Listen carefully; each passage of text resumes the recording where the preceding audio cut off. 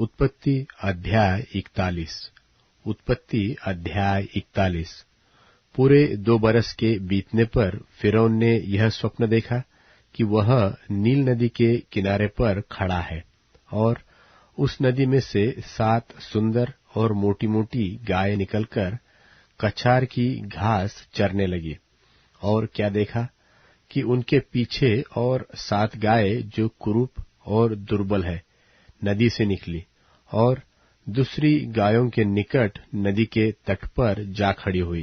तब ये कुरूप और दुर्बल गायें उन 7 सुंदर और मोटी मोटी गायों को खा गई। तब फिरौन जाग उठा और वह फिर सो गया, और दूसरा स्वप्न देखा कि एक डंडी में से 7 मोटी और अच्छी अच्छी बालें निकली। और क्या देखा कि उनके पीछे 7 बालें पतली और पुरवाई से मुरझाई हुई निकली, और इन पतली बालों ने उन 7 मोटी और अन्न से भरी हुई बालों को निगल लिया। तब फिरौन जाग उठा और उसे मालूम हुआ कि यह स्वप्न ही था। भोर को फिरौन का मन व्याकुल हुआ, और उसने मिस्र के सब ज्योतिषियों को और पंडितों को बुलवा भेजा और उनको अपने स्वप्न बताए, पर उनमें से कोई भी उनका फल फिरौन से न कह सका। तब पिलाने हारों का प्रधान फिरौन से बोल उठा कि मेरे अपराध आज मुझे स्मरण आए, जब फिरौन अपने दासों से क्रोधित हुआ था और मुझे और पकाने हारों के प्रधान को कैद करा के जल्लादों के प्रधान के घर के बंदीगृह में डाल दिया था।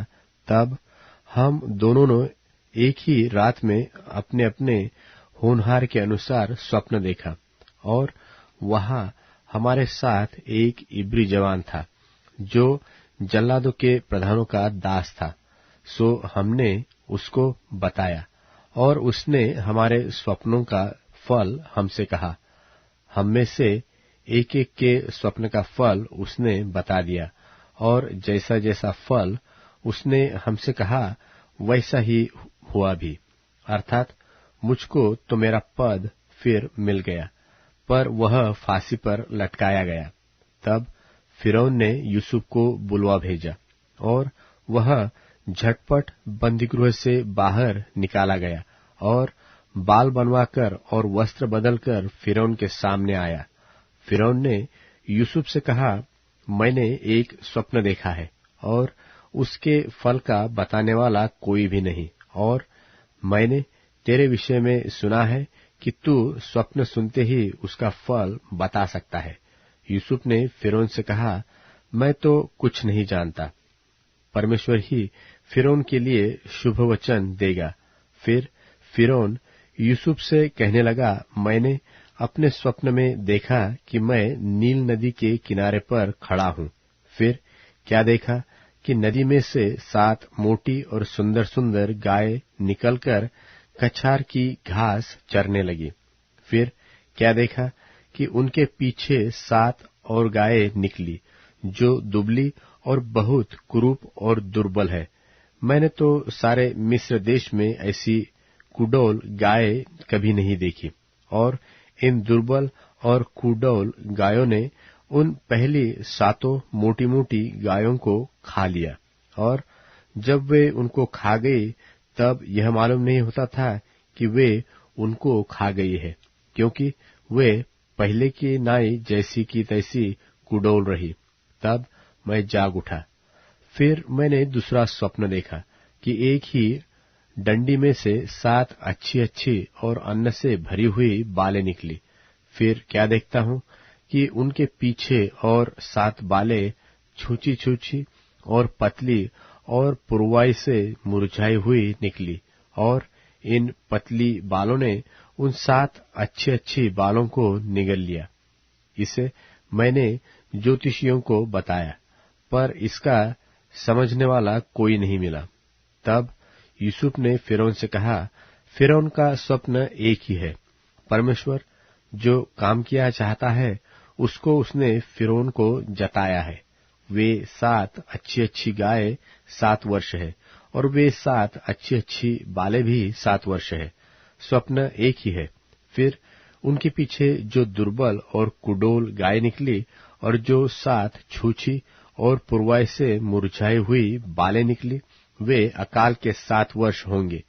यह वही बात है जो मैं फिरौन से कह चुका हूं कि परमेश्वर जो काम किया चाहता है उसे उसने फिरौन को दिखाया है। सुन, सारे मिस्र देश में 7 वर्ष तो बहुतायत की उपज के होंगे। उनके पश्चात 7 वर्ष अकाल के आएंगे और सारे मिस्र देश में लोग इस सारी उपज को भूल जाएंगे और अकाल से देश का नाश होगा और सुकाल बहुतायत की उपज देश में फिर स्मरण न रहेगा, क्योंकि अकाल अत्यंत भयंकर होगा। और फिरौन ने जो यह स्वप्न 2 बार देखा है, इसका भेद यही है कि यह बात परमेश्वर की ओर से नियुक्त हो चुकी है और परमेश्वर इसे शीघ्र ही पूरा करेगा। इसलिए अब फिरौन किसी समझदार और बुद्धिमान पुरुष को ढूंढ करके उसे मिस्र देश पर प्रधानमंत्री ठहराए। फिरौन यह करे कि देश पर अधिकारियों को नियुक्त करे और जब तक सुकाल के 7 वर्ष रहे तब तक वह मिस्र देश की उपज का पंचमांश लिया करे और वे इन अच्छे वर्षों में सब प्रकार की भोजन वस्तु इकट्ठा करे और नगर नगर में भंडार घर भोजन के लिए फिरौन के वश में करके उसकी रक्षा करे। और वह भोजन वस्तु अकाल के उन 7 वर्षों के लिए जो मिस्र देश में आएंगे देश के भोजन के निमित्त रखी जाएगी, जिससे देश उस अकाल से सत्यानाश न हो जाए। यह बात फिरौन और उसके सारे कर्मचारियों को अच्छी लगी। सो फिरौन ने अपने कर्मचारियों से कहा कि क्या हमको ऐसा पुरुष जैसा यह है जिसमें परमेश्वर का आत्मा रहता है मिल सकता है? फिर फिरौन ने यूसुफ से कहा, परमेश्वर ने जो तुझे इतना ज्ञान दिया है कि तेरे तुल्य कोई समझदार और बुद्धिमान नहीं, इस कारण तू मेरे घर का अधिकारी होगा और तेरी आज्ञा के अनुसार मेरी सारी प्रजा चलेगी। केवल राजगद्दी के विषय मैं तुझसे बड़ा ठहरूंगा। फिर फिरौन ने यूसुफ से कहा, सुन, मैं तुझको मिस्र के सारे देश के ऊपर अधिकारी ठहरा देता हूँ। तब फिरौन ने अपने हाथ से अंगूठी निकाल के यूसुफ के हाथ में पहना दी और उसको बढ़िया मलमल के वस्त्र पहनवा दिए और उसके गले में सोने की जंजीर डाल दी और उसको अपने दूसरे रथ पर चढ़वाया।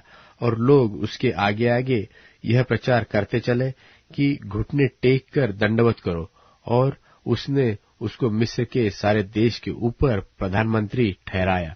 फिर फिरौन ने यूसुफ से कहा, फिरौन तो मैं हूँ और सारे मिस्र देश में कोई भी तेरी आज्ञा के बिना हाथ पांव न हिलाएगा।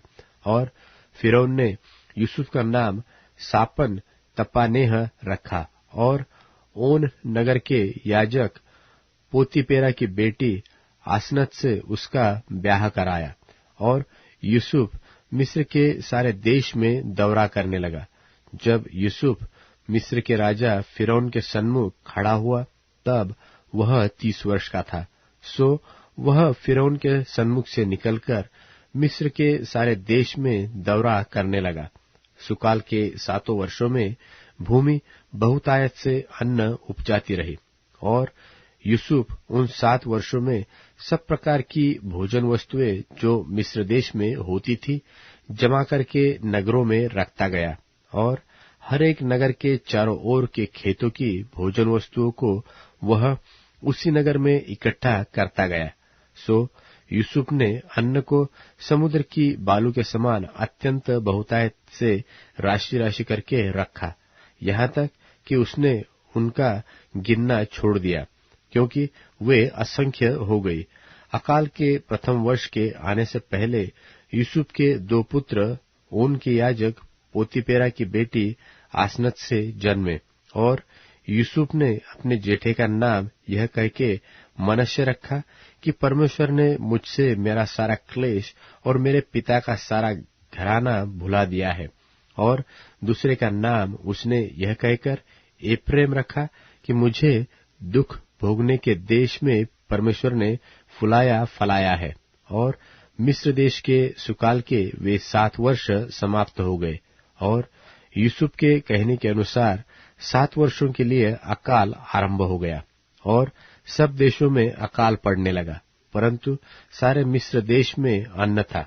जब मिस्र का सारा देश भूखों मरने लगा, तब प्रजा फिरौन से चिल्ला चिल्ला कर रोटी मांगने लगी, और वह सब मिस्रियों से कहा करता था, यूसुफ के पास जाओ और जो कुछ वह तुमसे कहे वही करो। सो जब अकाल सारी पृथ्वी पर फैल गया और मिस्र देश में काल का भयंकर रूप हो गया, तब यूसुफ सब भंडारों को खोल खोल के मिस्रियों के हाथ अन्न बेचने लगा। सो सारी पृथ्वी के लोग मिस्र में अन्न मोल लेने के लिए यूसुफ के पास आने लगे, क्योंकि सारी पृथ्वी पर भयंकर अकाल था।